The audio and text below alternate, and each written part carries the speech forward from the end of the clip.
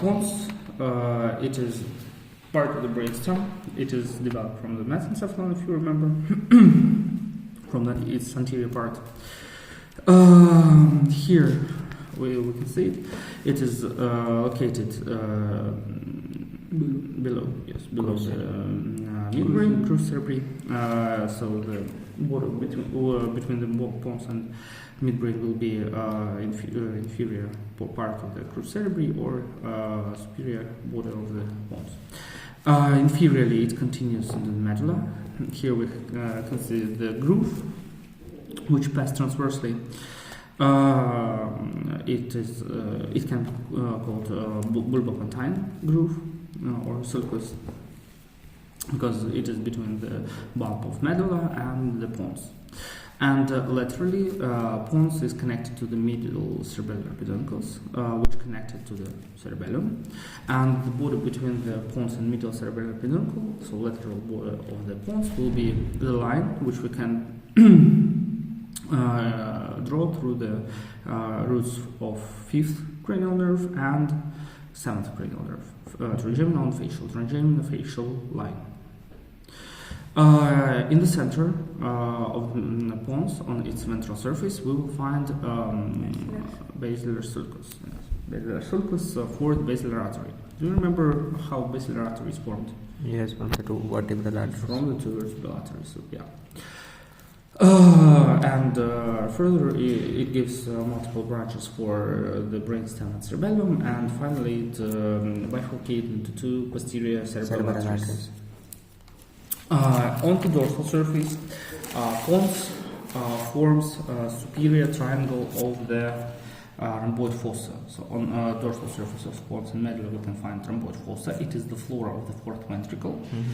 And borders of rhomboid fossa are superior cerebellar peduncles, which connect cerebellum with the midbrain, and inferior cerebellar peduncles, which connect cerebellum to the medulla.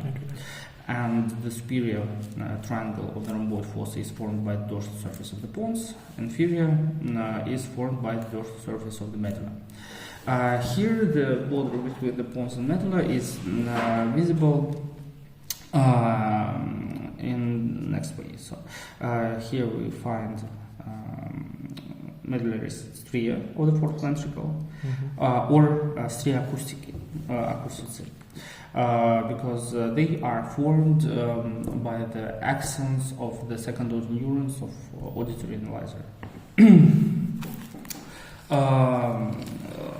Let's also look at the structure of medulla here.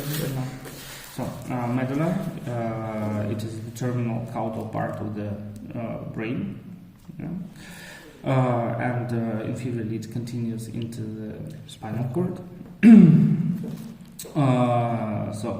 Ventrally, it has a median groove in the middle, which continues from the anterior median fissure of the spinal cord. Laterally to the median groove, anterior median groove, we will find pyramids. Then lateral to the pyramids there will be anterior lateral grooves which separate them from olives, and lateral to the olives we will find posterior lateral groove. If you remember, in these grooves we will find roots of cranial nerves. In the anterior lateral groove there will be roots of hypoglossal nerve, and in the posterior lateral groove there will be glossopharyngeal, vagus, and cranial root of the accessory nerve. Now let's talk more exactly about structure of rhomboid fossa. So rhomboid fossa can be divided into right and left halves by the median groove. Lateral to the medial grooves, so medial groove separates two medial eminences from each other.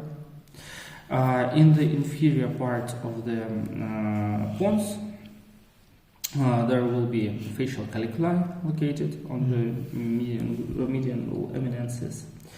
In the lateral angles of the rhomboid fossa, we'll find vestibular area, which is called so because in this area the nuclei of vestibular part of vestibulocochlear nerve will be located.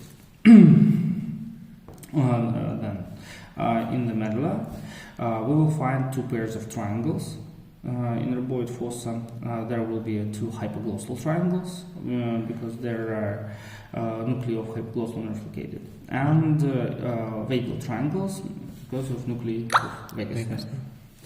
Inferiorly, a fourth ventricle continues into the central canal of the spinal cord, and also in lateral angles, it is connected with the subarachnoid space, which provides the flow of CSF into the subarachnoid space. Below the rhomboid fossa, here we will find two tubercles. Two pairs of tubercles. They are a continuation of the fasciculus gracilis and fasciculus cuneatus of spinal cord. Fasciculus gracilis terminates into the gracile tubercle, and fasciculus cuneatus terminates in the cuneate tubercle. They will contain their nuclei. With the secondary neurons of fasciculus gracilis and fasciculus cuneatus. Any questions here? No. Okay.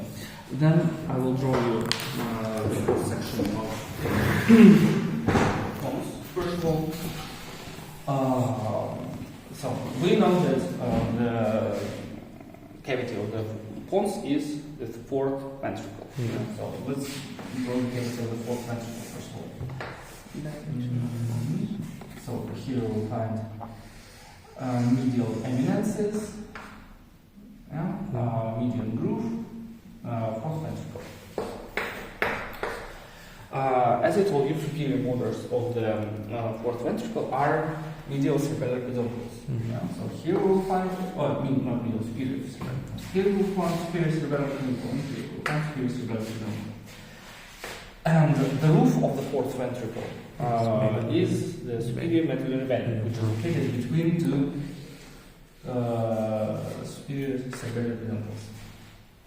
And further we will find pons itself. So there will be a dorsal part of the pons, then it becomes wider ventrally, basilar groove, and the ventral side of the pons. Like this. So dorsal side, part of the ventral side of the pons, or it can be also called base of the pons and tegmentum of the pons. Base and tegmentum, they are separated from each other by the trapezoid body. About functions of the trapezoid body I will tell you a bit later. Ventral part of the pons, it is the only ventral part of the brainstem which contains gray matter. It will have pontine nuclei in it. These pontine nuclei, they will have neurons which are connected with the corticopontine tracts. So you remember corticopontine tracts, we discussed them in the internal capsule, frontopontine, pontine, temporopontine, these tracts. Then they pass into the crus cerebri, base of the crus cerebri, and finally they terminate in the pontine nuclei. From pontine nuclei, axons of neurons of pontine nuclei, they will form transverse pontine fibers which decussate in the base of the pons and move laterally. And further, they pass into middle cerebellar peduncles and form tract which is called pontocerebellar tract. So all these long pathways performs the connection of the cerebral cortex with cerebellum. By this way, so first they descend from the cortex into the pons, and then here the pons, and then from pons they move into the cerebellum. So all the tract can be also called cortico-pontocerebellar tract. So except nuclei and transverse fibers, the ventral part of the pons will have longitudinal fibers there will be descending tracks which we had in the cruise cerebellum, in the base of the cruise cerebellum. So about corticopontine tracks I already told you, and corticospinal, corticonuclear, and corticonuclear. The middle tracks also will descend in the base of the pons. Part of fibers of corticonuclear tract will terminate in the pons on the motor nuclei of cranial nerves, and the corticospinal tract will descend all further to the medulla. In the dorsal side of the pons, in the dorsal part of the pons, we have both white and gray matter. First, let's talk about the gray matter. So, we won't talk a lot about reticular formation. We have mentioned it on the previous class. Here, it will be all the same. Here we have nuclei of cranial nerves from 5th pair to 8th pair.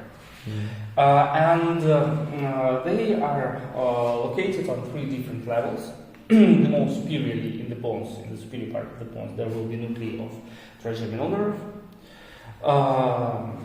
Lower on the level of the facial caliculi, there will be a nuclei of. So on this level, there will be nuclei of trigeminal nerve. On this level, there will be nuclei of abducent and facial nerves, and a bit lower in the vestibular cochlear. Yes, in the most superior part of the pons. So, trigeminal nerve totally it has 4 nuclei, 1 motor nucleus and 3 sensory nucleus. One of the sensory nuclei of the trigeminal nerve we have already seen in the midbrain. There will be a mesencephalic nucleus on the trigeminal nerve, which starts from the level of the inferior caliculi of the midbrain. In the pons, will have motor nucleus of the trigeminal nerve and pontine sensory nucleus, or it will be principal sensory nucleus of the trigeminal nerve. The motor nucleus is located medially, and if you will look at the structure of rhomboid fossa and the nuclei of cranial nerves, you will find that in rhomboid fossa and in brainstem totally, these red ones, they are motor nuclei, and they are closest to the median line. A bit later to them, we usually have some autonomic nuclei, precipitated 1, 2, 3, these purple ones. And the most lateral position is taken by the sensory nucleus. Here, all these blue nuclei, they are sensory. There is only one exception in this rule. It is oculomotor nerve, where Edinger-Westphalian nucleus is located more medially than main motor nucleus of the oculomotor nerve. More medially we will find motor nucleus of the trigeminal nerve, which is responsible for innervation of muscles of mastication. And laterally we will find pontine sensory nucleus of the trigeminal nerve, which is responsible for touch and pressure senses from the face. So this will be sensory. This one takes the accents, and this one motor is sends accents out. So, and they will form 2 roots of the trigeminal nerve. There will be one thick sensory root and little thin motor roots of the trigeminal nerve. And if you remember, these roots, they pass between the pons and medial cerebellar peduncles on the superior border of the pons. Then, if we will take cut a bit lower on the level of facial caliculi, I told you that we have nuclei of abducent and facial nerves. Abducent nerve has only one motor nucleus, because abducent nerve is just innervate one muscle. It is located in the facial caliculus and takes the most middle position, like this.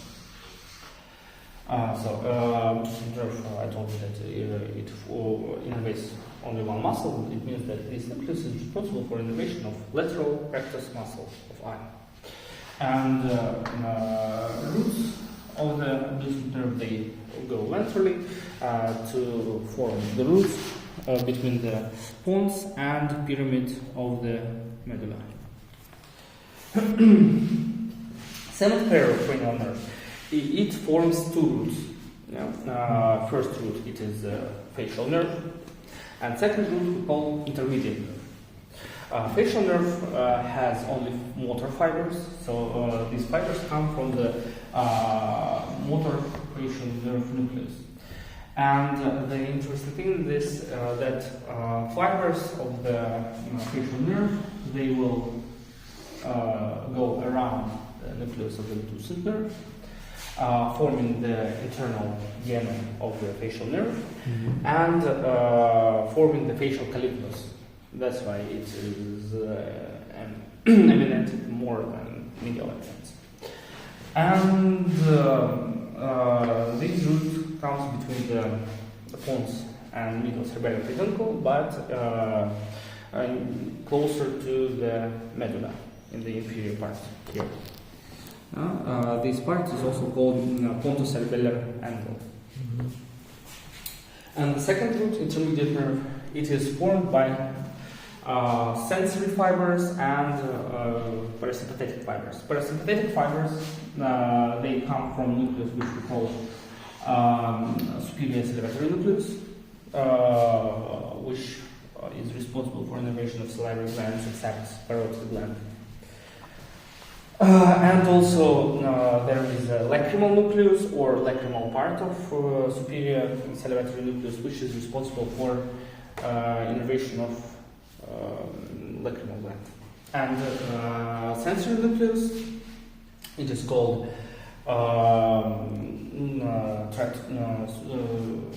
solitary tract nucleus. It is located in the lower part of the pons, and then it continues into the medulla. It is common sensory nucleus for 7th, 9th, and 10th cranial nerves. And if we talk about 7th cranial nerve, it is responsible for taste of anterior 2/3 of tongue. Here, and from this nuclei, we will have second root of the 7th pair, which is called intermediate nerve. And further, facial and intermediate nerves in the internal acoustic meatus, they connect to form the single root. Any questions about this? No. And if we would take cut on the lowest level of the pons through the vestibular area, we will find, first of all, 4 vestibular nuclei, which are located a bit more medially. 4 vestibular nuclei, they are superior, inferior, medial, and lateral. They take efferent fibers from the vestibular organ, from vestibular ganglion, internal.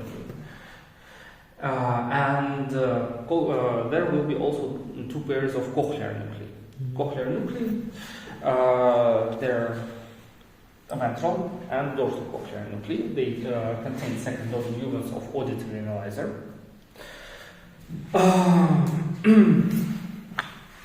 Here we will find dorsal cochlear nucleus and ventral cochlear nucleus.